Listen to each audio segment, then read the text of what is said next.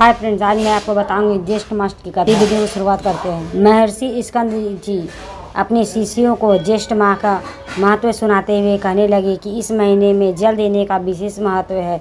इस माह में किया गया थोड़ा सा दान अधिक पुण्य के बराबर होता है। ज्येष्ठ मास में भगवान को सच्चे हृदय से ध्यान करने वाले मनुष्य को मोक्ष की प्राप्ति होती है। ज्येष्ठ माह के देवता श्री हरि विष्णु जी है। इस माह में अन्नदान, जल दान और व्यंजन दान, चंदन दान, हल दान और जूतों का दान करने से शांति प्राप्त होती है। चंदन का दान करने से देवता, ऋषि व पितृ प्रसन्न होते हैं। निर्जल क्षेत्र में प्राणी मात्र से रक्षा के लिए जल का दान करना चाहिए। छायादार वृक्ष लगाने चाहिए और प्याऊ लगाने चाहिए। ऋषि बोले, हे शिष्य, जो मनुष्य सक्षम होते हुए भी ज्येष्ठ मास के जल जैसा सुलभ दान नहीं करता है, वह मृत्यु के पश्चात नरक की यातना भोगकर पापीहे की योनि में पड़ता है। इस विषय में तुम्हें एक प्राचीन काल का कथा सुनाता हूँ। त्रेता युग के अंत में महिषामतीपुरी में वेद वेदांतों को जानने वाला सुमंत नाम का एक श्रेष्ठ ब्राह्मण अपनी पत्नी और पुत्र के साथ रहता था। उसकी पत्नी का नाम गुणवती और पुत्र का नाम देव शर्मा था। एक दिन वह ब्राह्मण समाधि लगाने के लिए वन में गया।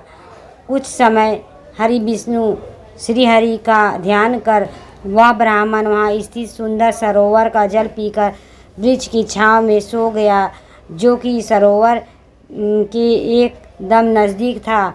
अब जो भी जीव जल पीने आता और वह उसे देखकर जल पीने के वंचित रह जाता। कुछ नन्हे जीव भी जो प्यासे कारण मृत्यु को प्राप्त हो गए।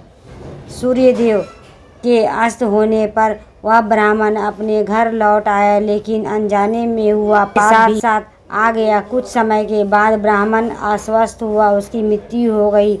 उसकी पतिव्रता स्त्री भी अपने पुत्र और घर का त्याग कर ब्राह्मण के साथ सती हो गई। अज्ञात पाप के दोष से वह ब्राह्मण की मृत्यु के पश्चात कई समय तक नरक की यातना भोगकर घातक की योनि में पड़ा। वह अपनी पत्नी की चातक और चातकी की योनि में आकर दोनों अपने पुत्र के घर के समीप एक वृक्ष पर रहने लगे। चातक अपने पूर्व जन्म के कर्मों को योनि को याद कर जोर जोर से रोता हुआ अपने पुत्र की रोने की आवाज़ सुनकर उन दोनों के वहाँ से भगाने और ना रोने को कहा। तू चातक का रोना बंद नहीं हुआ। वह थक हार का पुत्र ने वृक्ष को आग लगा दी, जिससे चातक और चातकी के पंख जल गए और घायल अवस्था में नीचे पृथ्वी पर गिर गए और वह आपस में कष्टों को बात करने लगे। उसकी बातों को सुनकर उसका पुत्र बड़ा ही विस्मय हुआ और ये तो मेरे माता पिता है। वह ब्राह्मण का पुत्र और श्रेष्ठ ऋषियों के आश्रम में गया।